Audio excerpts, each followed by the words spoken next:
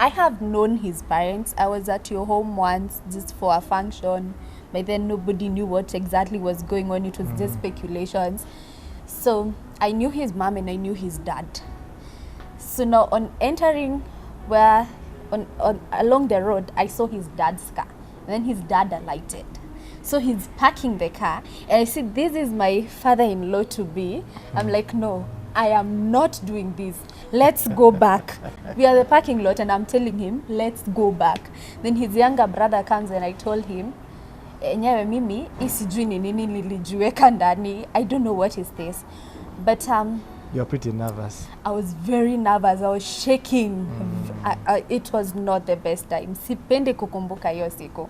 But now what happened, when his father noticed that I've not alighted the car, he went into the gate and just entered the house. Then his mom came out to receive me and she was very welcoming, very loving. It was, the first time you're meeting her now officially as your mother-in-law, and she was like, welcome home, my daughter.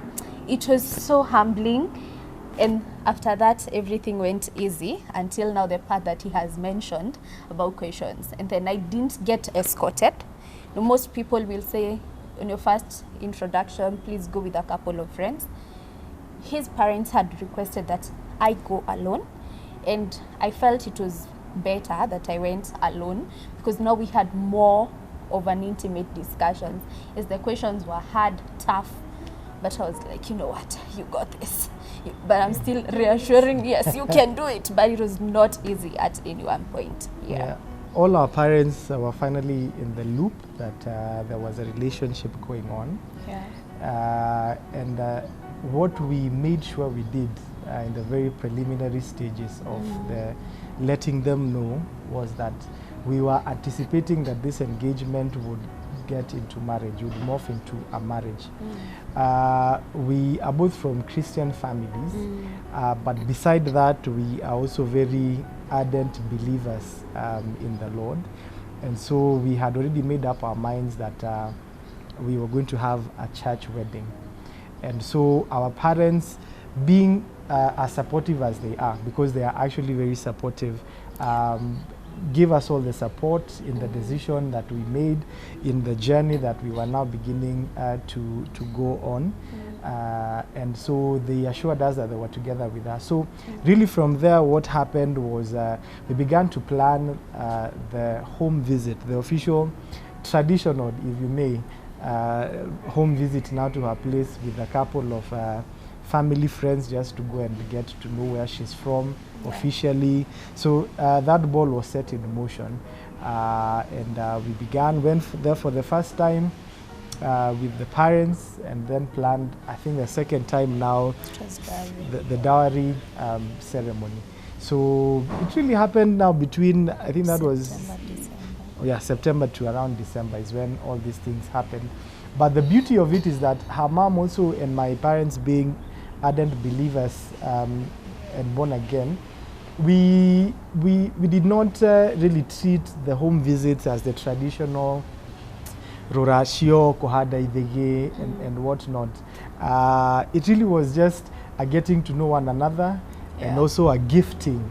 I'm among the lucky men that did not receive a list of the things that I needed to do and purchase and take, or the number of goats I needed to, because our parents were in agreement that we want to make this as Christian as possible. It is a time like that. So they really held our hands. We went to their place with friends. We gifted her mom, and it is then on that day that we were allowed to partake in the wedding that we now planned in the month of March.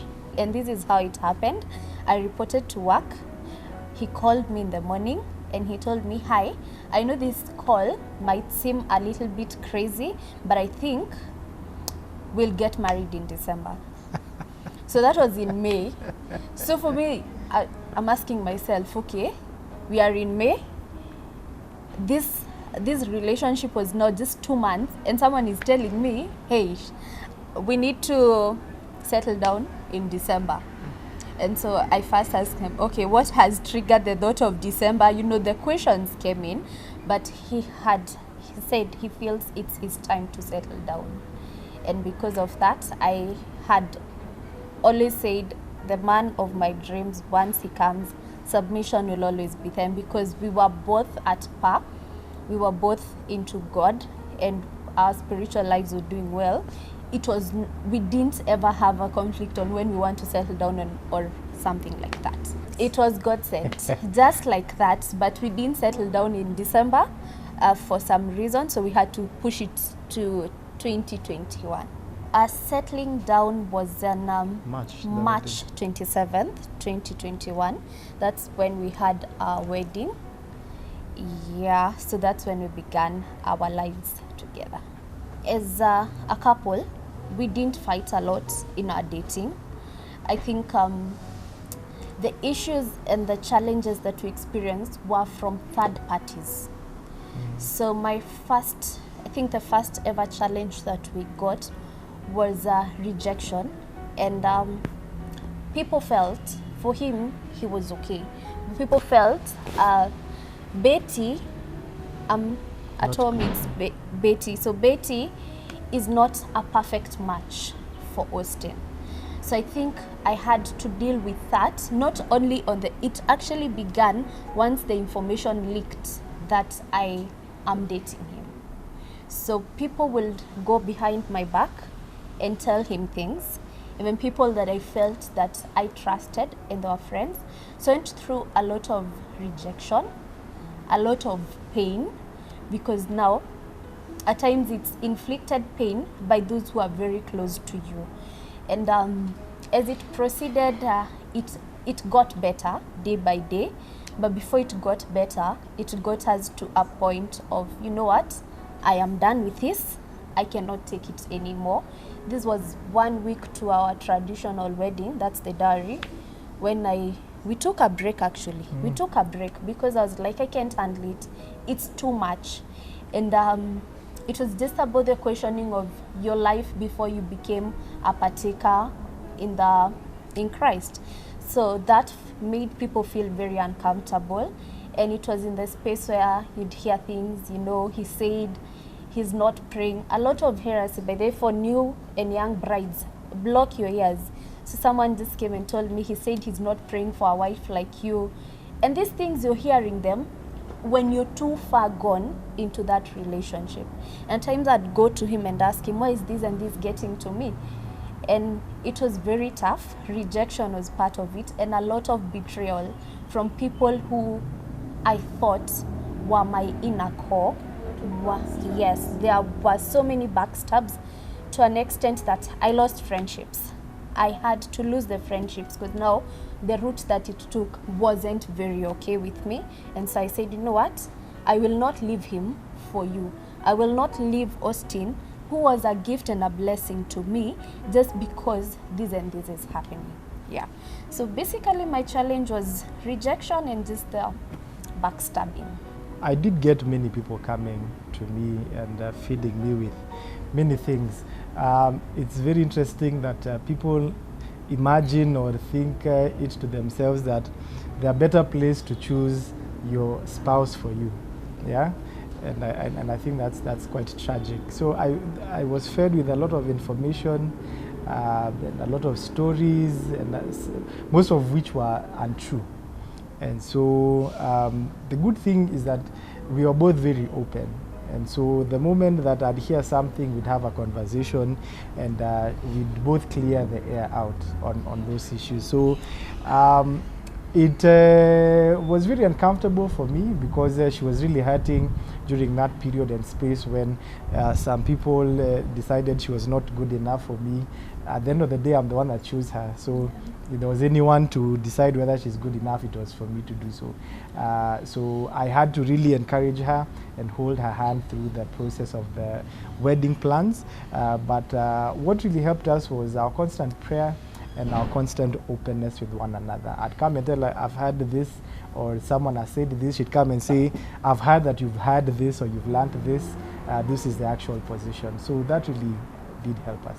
My challenges during the wedding plan process was really all the attention and being out there. I didn't have deep problems like she did. Yeah. Mine were very on the surface. Everyone is talking about me having to invite people for my not traditional wedding, for going to her place to visit her. Those were the challenges I was facing really. I'm a very easygoing person, and so I didn't have very many challenges like she did. For me, I do not really like all the attention and the limelight on me. So really being in everyone's being the news on everyone's mouth was really the challenge. I'd have preferred that we do this really quietly and we just get married in a very private place and tumalize hiyo maneno. But now having to bring everyone else on board was really the challenge. But I think I had an easy time compared to her. Yeah. Our wedding planning was easy. We had a committee, yes, but before we brought them on board, we had done the groundwork. So the budget, we'd sat down, we had decided what to do, everything we had done. So the committee was just helping us to implement. We were not, the limos, the big, I don't know what. We did a very simple wedding. We targeted to have around 300 to 500 people, but Corona, you decided to mess our wedding less than 24 hours to the wedding. So first we had planned, then 2 weeks to the wedding we had to replan again because now the numbers were cut down to 100. So we needed to do 100 by the government. The number so of people that can come to a wedding. The number of people that can. It was actually all the social gatherings. So the weddings were at 100. So we cut down the numbers to 100. Then again, 12 hours to the wedding, the announcement came that only 30 people can attend the weddings. So this is Friday, 26th of March, 2021. I am in the salon. I'm headed for salon. I was actually not yet there. I was headed for salon. We were purchasing some things for him. And so it was chaotic. So you have been planning ever since December. So we had a series of like 4 months of planning. And then you have to cut down with less than 12 hours. That didn't make sense. It didn't. Chaotic is an understatement. It was too overwhelming for her. I cried. She cried in the streets. Yeah, she literally broke down. Yeah. Because we actually had our former president at the time over taxis that were parked in the streets, and that's where he gave the announcement that all social gatherings have since been cut down to an attendance of around 30 persons. So she could not believe her eyes. Her ears. The truth of the matter is that she had looked forward to a large wedding with perhaps 1,000 people, even if she'd have that luxury. She's a people person. She wants to live in the moment and to have the fun. And personally on my side, it was, I'm just cool, it's okay. In fact, we are cutting down on expenses. It's Corona season, and we can use that money and do it something else with it. So for her, it really took a toll on her. So, but our wedding ended up being really low-key, nothing too much. Perhaps what I had always anticipated and wished for. So for me, it was excellent. For her, to this day, she still says, "Oh Lord." She says she'll probably have a celebration once we have 20 years in marriage. Maybe she can have a dream wedding. But I keep telling her, life throws different things at you, and you have to take them as they come. My advice to young persons with the intention of settling down and or getting into marriage would be the most important thing is to always first have a value system within you, and then look for a person with a similar value system. And what that does, it really throws out a lot of fighting, a lot of chaos, a lot of disagreement, because the moment you are on the same page in respect of values, then you are able to agree on things, sometimes even without having to speak about them. For us, staying together was a no-no because our value system was intact. So there are things we didn't even need to talk about. So to all the young persons, first have a value system within you. And for us, we chose Christianity. We chose Jesus as our value system. And I think it is important that you also get a value system and get someone similar. And I'm sure you'll have a pretty easy time at it. You know, I might seem as if I'm the talkative one, but I can tell you he's the more outgoing person. So for me, my advice, one is to the brides, a step at a time. Early preparation, prayer is key. And something that you kept telling me, whatever you can't handle, just leave it. Let it go. You plan, but whoever accomplishes is God. So just take it a step at a time. When it comes to working within, just work below your means. Don't go above. You know, there are people who will, you want a 1 million wedding, but in that particular moment, whatever you're earning is not significant. So plan below. Just do everything that is below your means. It actually deals with the pressures of life, avoiding debt. So it really works. Then early planning, even with your maids. I remember 1 month to my wedding, the maids' dresses were done, just waiting for laundry and ironing. So just have early planning, and then, as he said, look for people who you share the same values with. Acknowledge our support system really helped us. So just try as much as possible and surround yourself with people who you are of the same mindset. Yeah, so it's just a step at a time. Put God first and just love each other. Always don't focus on the wedding. So this is part of what we used to do. We'd tell ourselves, today we are going out on a date, not to discuss anything about the wedding, but just to focus on him and I. So just sit and forget about the wedding for a moment and work on the two of you. Because after the wedding, it's now this is Austin, this is Betty. We are not planning for the wedding. We are building a home. So we had our honeymoon plans. We knew where we wanted to go. But now, with the regulations that came about, wherever we wanted to go, there was lockdown, so we couldn't cross-cut. So we finished our wedding, spent the night in a hotel. I think we woke up at around 12. We were that tired. And so we look at each other, so what next? Sisi tuliingia kwa gari, tukawasha moto, mahali itazimikia, ndio honeymoon tutapata. And that is how we had our honeymoon. So for us, we had to think outside the box. Yeah, we still intend to fulfill the desired honeymoon, even if not now. But yes, we will have it one time. I think that's a consensus that we have.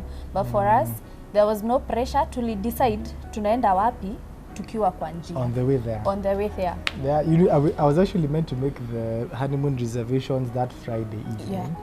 And then the announcement is made, you cannot leave this county, or you cannot do what. Yeah. So did not do that. So we wake up in the morning and we ask ourselves, where do we go to? Get into a car and drove away into the sunset, wherever that would take us. Yeah. Yeah. Our future is, number one, to become a model of a home and a model of a couple. Yeah. That other young people can look to and draw lessons, draw inspiration. That being in the way we love one another, that being in the way we build this home, how we serve God, how we push each other in our different professions, so that ultimately people will look at us and desire the kind of people that we are. Also look forward to making enough money to go to the Maldives for months and travel all over the world. Yeah? At least she knows that I love traveling. So we hope that we're going to be there for one another, be a stepping stone to bigger things that are going to enable us big enough to have enough fun.